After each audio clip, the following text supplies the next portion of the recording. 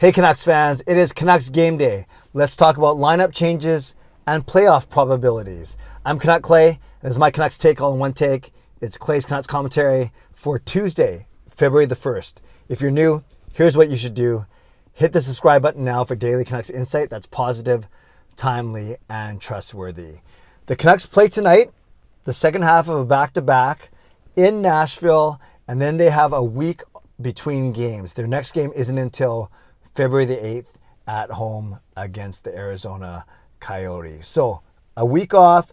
Yes, it was the All-Star break for sure. And then it's the start of a very abbreviated Olympic break. This was supposed to be the start of a 3-week break for the Olympics. But as we know, NHLers are not going to the Olympics. So the Canucks, along with every other team, will start playing again after the weekend. We talked about, with the win last night, the Canucks are now 12-4-4 under Bruce Boudreau. 12-4-4. That is pretty good. That is 28 points in 20 games. That's a point percentage of 700, which is outstanding. Only 6 teams in the entire NHL have a 700 points percentage from the start of the year. And Boudreau, that's his record ever since taking over the Canucks 7 weeks ago. And you know what? Those four losses that weren't in extra time, either overtime or shootout, against 4 of the best teams in the league: Carolina, Florida, Tampa, and St. Louis. That's it. Carolina, Florida, Tampa, and St. Louis. 3 of them came in a row, but we knew that was going to be tough.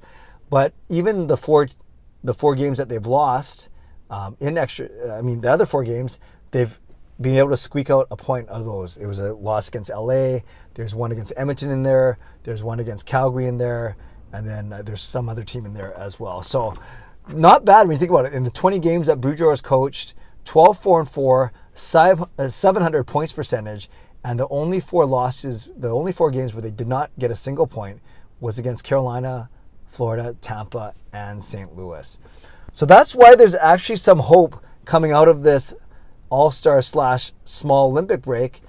Is the Canucks actually only, by my calculations, have to get a points percentage of 650 going forward. Right now, depending on what happens tonight, right now they're at 46 points in 45 games. If I set the bar at 94 points, they got to get to 48 more points in 37 games. Got to win basically 24, or I say give them a couple extra overtime losses. So I say they got to go 23, 12, and 2. 23, 12, and 2, including tonight's game, gets you to 94 points.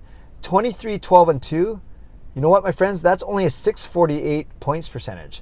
The Canucks have been playing at 700 under Bruce Boudreau. So there's actually not an amazing shot, but a decent shot that the Canucks do, a decent shot that they make the playoffs. Coupled with the fact that of their 36 remaining games after tonight, I think 22 of them are going to be at home, so 60% of them are going to be at home. You're supposed to be better at home. Then it starts to even look a little bit better. So I don't want to get too far ahead of ourselves, but obviously this game's huge. Every game's huge going forward, but if the Canucks can go into the break with 48 points in 46 games, then afterwards they'll have to go 22, 12, and 2. A bunch of 2s in there, but 22, 12, and 2, which is doable. It is within the realm of possibility for this team. So let's now shift our focus to tonight. Tonight, the lineup changes, 3 of them: Demko, Pearson, coming back from COVID, and Podkolzin. So let's talk about all 3. Well, Demko's an easy one. After Halak played last night and played really well, made 20 saves on 21 shots. The only shot to beat him was one he probably wanted to have back, but he still made some other good saves to make up for it. So Halak got a well-deserved win last night, but you go back to your number 1, Thatcher Demko, and we'll need him because Nashville will have the very strong UC Saros in their net. And we played against Nashville back last month in Vancouver. We beat them 3-1. They're in a back-to-back. They didn't have Saros in net, but then we didn't have Horvat and Garland in our lineup. So I'll get to that in a second. So in net, we have Demko with Halak backing up. On D, I don't think Pullman's ready to go, and I know Hamnick's not ready to go. So you're probably looking at the same group of OEL and Myers, Hughes with the beast Schenn, 12 hits and a goal last game, and then a third pairing, a very kind of understated but trying to be reliable pairing of Hunt and Juleson. So again, OEL and Myers, Hughes and Schenn, Hunt and Juleson. It's up front where we're going to see a lot of changes.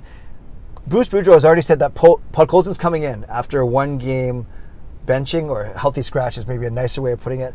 And you guys, honestly, I didn't have a problem with Podkolzin sitting for a game. I think Travis Green sat him for one game at the start of the year, 1 or 2 games, maybe only one.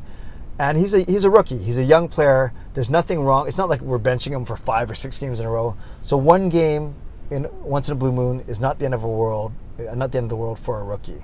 But having said all that, Podkolzin is back in.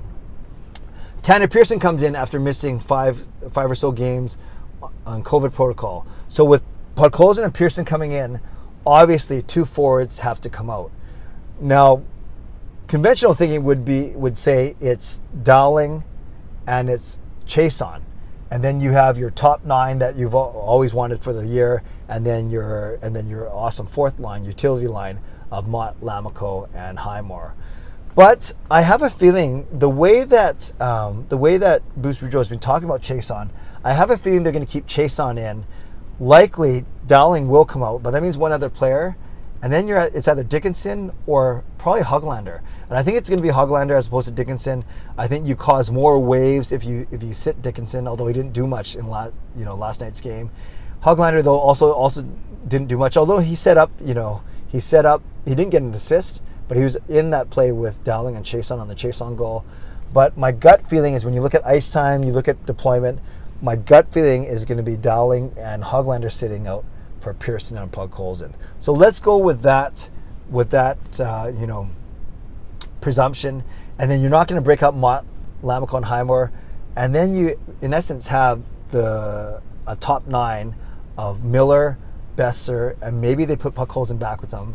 You stay with Horvat, Garland, and Petey as your second line. So then your third line, or fourth line, whatever you call it, would become Dickinson with, I guess, the returning Pearson, and then Chason on that line. So that becomes a heavier, more defensive, not the fastest line ever, but I could see that happening. So if I had to guess, and we don't know for sure because the Canucks didn't do a full practice today, having played last night, I'm going to guess it's going to go Miller, Besser, Podkolzin, Horvat, Petey, Garland, Mott, Lammikko, Highmore, and Dickinson, Pearson, and Chason. So that's my best guess for a lineup tonight. So there we go, Canucks fans. Would love to know your score prediction. I was close. I predicted 4-1 last night. The Canucks won 3-1.